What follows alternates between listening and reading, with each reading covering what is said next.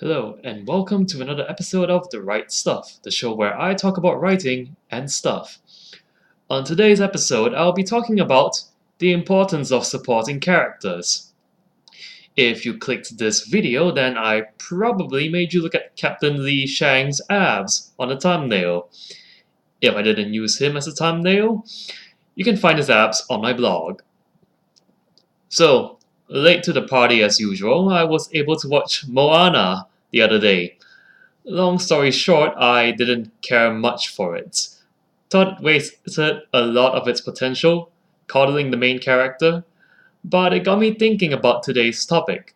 So today I'm going to be focusing on why a supporting cast is a vital component of any story's development and world building.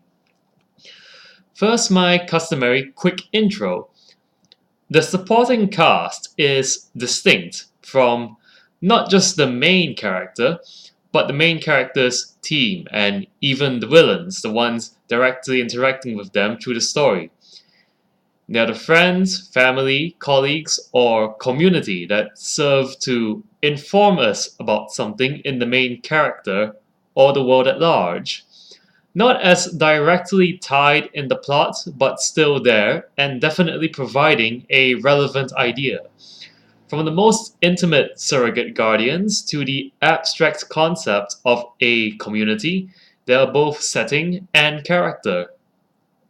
Yes, you can make a story solely to explore ideas or a character or a setting where there are only obstacles and no personal connection, but no man is an island. Without a supporting cast, the main characters are simply voices in the wilderness, a single highlight upon a blank canvas or tapestry with no contrast, no context, no complements. And while that sort of art might make sense to its creator, it needs more if it's to make sense to others. They might only be there for a short period of the story. The main character might not even think about them that much at the end of the tale. But the key point of a supporting cast is this: they're there to highlight something about a character by making them focus on something else. So that's the idea behind a supporting cast. They're not directly involved, but they are still tied in. They are essentially the backstory, the background, the flavor text in the game manual, which informs whether an element blends in or stands out. To explore how a supporting cast can be used or misused, we'll go with the Disney formula. Now, the Disney formula is simple. The main character is often a rebel or different from everyone else, because of course. Society and the supporting cast are there to get them to fit in, sometimes cruelly, saying something like "fit in or else, you freak," or kindly, with notions of "it's for your own good, we only want you to be happy." At best, you get a sort of loving ignorance. "Oh, you're so crazy, but you're a nice kid." Now, there's usually a mentor that encourages the main character to be an individual showing up about now. They're either the crazy folks who truly get the main characters, or more realistically, and hence rarer in fiction, they are family members or intimate friends who are able to support their loved ones. Now, this is when plot happens. The what of the plot doesn't matter as much as the what it's for, which is usually this. First, the main character tries to do something different, but gets rebuffed, sometimes harshly. Then they're thrown into an adventure and given their room to grow into self-discovery. Now, things resolve in one of two ways. Either they learn they were right all along and use their uniqueness to triumph, or they mature enough to learn what their supporting cast tried to teach them. Either way, they win, they go back, and there's a touching reunion where one party tells the other, "You were right and I was wrong." Now, got that plot formula in mind? Great! Now we'll just quickly go into how it can be used or misused, where supporting casts are either wasted, effective, or integral. Now, first, the movie that wastes the potential of its cast. Moana. Although Dwayne Johnson was the greatest thing about you, props to the writing for his character Maui, by the way, you still wasted things like family or proper characterization just so you could spend half your running time harping on about how special and independent and adventurous your heroine is. Moana is the formula deployed in its barest form, and I mean barest. Her supporting cast is only around long enough to reinforce Moana's main ideas, reducing them to little more than concepts instead of individuals. They do the job, but little else. Worse still, once Moana sets off on her adventure, they are practically non existent.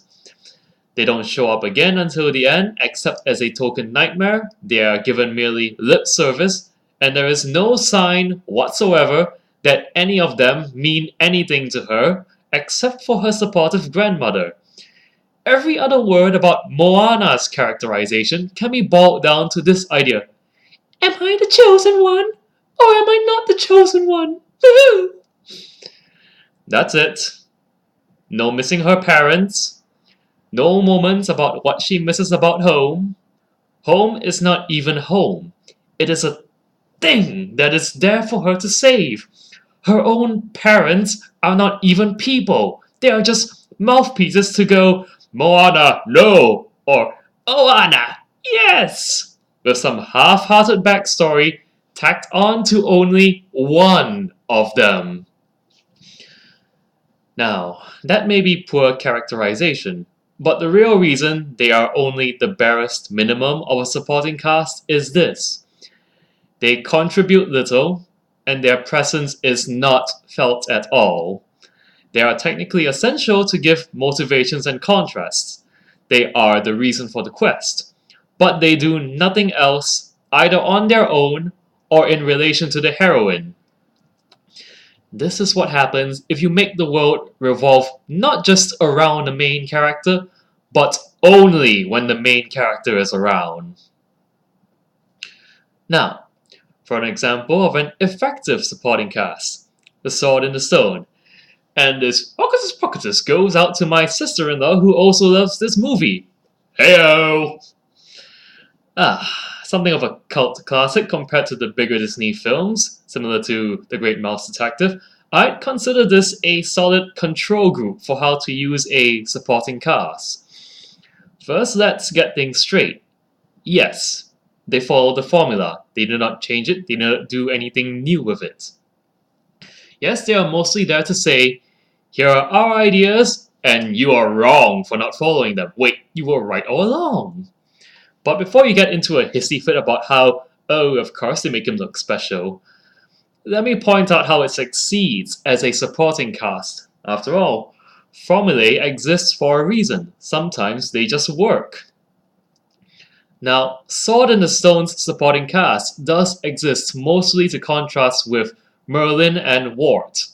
But this is why they succeed, and this is the most fundamental aspect of any supporting cast. They stick around and mean something. Even though their ideas are firmly set against the main characters, even when those characters go off on adventures that have nothing to do with them, Wart's adoptive family is persistently around in the story. They are there to show Wart has a family, even if they aren't always warm to him. They are there to show how much their ideas have influenced him, where even when they're not around, he and Merlin still keep their ideas around to compare and contrast. We take it for granted that they're just there, the lame family that won't ever get us. But it's precisely because they're there all the time that they become more than just ideas. They're his family. And because we do see them as his family, it makes all their conflicts stand out all the more.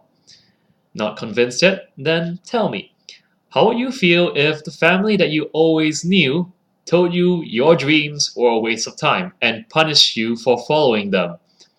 How would you feel if you were in Wart's place, tearfully defending the one man who ever taught you that you could be more than what you were? Means a lot more than if some online hater did it, huh? And now we reach the peak of supporting casts, Mulan.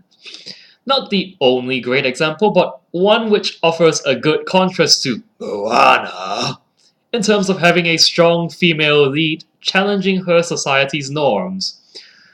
True, it has entered our collective minds as the paragon of a strong female lead, and it has one of the internet's favorite songs of all time. But more than that, the supporting cast is diverse and colorful. Though played for cartoony laughs and built up around gimmicks, they also have their own agency and personality that help shape not just Mulan, but each other, whether it's her family, her town, or her comrades in the army. Now, first let's take what I said about Sword in the Stone. Good control group, right? Mulan's family, her community, and her new ones in the army are there. They have ideas. Those ideas clash with what Mulan is all about, even as they work towards a shared goal. Had they followed the Moana method, they would have simply said, Mulan, you no good soldier, and do nothing until the end to say, Mulan, you best soldier. Instead, they have personalities, dreams, opinions, and internal conflicts. There's an entire song about the sort of woman they'd like to marry. But wait, it gets better. You get a whole bunch of supporting cast members, and some of them aren't even directly related to her. You have the Imperial Court's focus on the big picture, and Chi Fu's being a giant pain in the ass while representing absolute legalism. You have her spiritual guardians having their own opinions and goals. You have her comrades who start out prickly but grow to see her as one of the guys. And you have General and Captain Lee, father and son. General Lee doesn't even do anything with Mulan, yet he matters because he's the cool dad to Li Shang. And Li Shang is more than just hot, barred, proven wrong. He's a guy who learns to see her as a person, falls short for a bit, then rises to the occasion. And her father, Fa Zhu. So awesome, he gets mentioned separately. He's a pillar of the community, a man not just respected but beloved, calm but firm, a man who will truly understand his daughter and be there for her even after her marriage interview goes terribly, terribly wrong, but who will also give his life for his country. Not out of blind duty or honor as Mulan thinks at first, but because it's the right thing to do, as he says. And that's what makes this supporting cast one of the strongest in my memory. They grow. They display diversity that is endearing and realistic. They have their own goals. They celebrate Mulan's individuality while also challenging it. And these ideas are a consistent part of the movie and Mulan's psyche. You never think that her family stops mattering once we go to the army, especially because they get actual character development and attention. All those scenes they get at the start, that's what makes Mulan's danger all the more serious, because we are worried, oh no, she's never gonna go back home if she dies. So there you have it, an explanation on supporting casts, a look at how Disney does them, and the range of how well or poorly they can be used.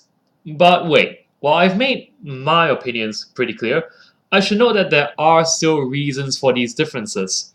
Setting aside the obvious, you might disagree with my opinion. Mostly these reasons are either production based, as in, we went back and forth and think this is the best focus for the story, or it's creative based, meaning this is a story I wanted to make and this is how I want to tell it. So before you take my word as thought, no, just don't ever do that. I don't even take my word as all. Just remember, a story is its writer's baby, and it's up to them to decide how to tell it. That's all I wrote, and thanks so much for watching. If you like this video, feel free to like it or subscribe to this channel. If you want to read more, you can take a look at my website. Until next time, and sure, go on. Listen to Shang sing Let's Get Down to Business. You know you want to.